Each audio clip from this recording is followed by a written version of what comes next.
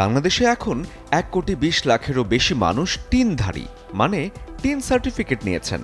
তবে মজার ব্যাপার হলো, অনেকেই এটা নেন শুধু প্রয়োজনের সময়, ট্যাক্স দেন না কখনোই। টিন আসলে কি? এটা একটা ইউনিক নম্বর, যার মাধ্যমে সরকার করদাতা শনাক্ত করে।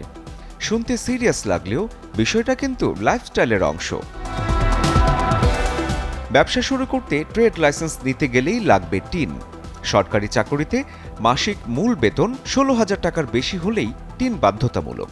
এছাড়াও জমি বা ফ্ল্যাট থাকলে সেখানেও টিন দরকার। গাড়ি কিনতে বা 5 লাখ টাকার বেশি ঋণ নিতেও এই নম্বর ছাড়া কাজ হবে না। এমনকি সন্তানকে ইংরেজি মাধ্যমে পড়াতেও অভিভাবকের টিন প্রয়োজন হতে পারে। মানে ট্যাক্সের বাইরে টিন এখন ভীষণ প্রয়োজনীয়। সরাসরি 40টি ক্ষেত্রে টিন ছাড়া হবে না আর কোনো কাজ।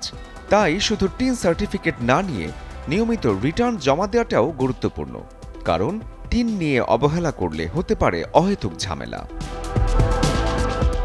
শেষ পর্যন্ত এই ছোট্ট নম্বরটাই কিন্তু ঠিক করে দিতে পারে আপনার কাজ ঠিকঠাক এগোবে নাকি আটকে যাবে মাঝপথে। শরীফুল হক, চ্যানেল 24।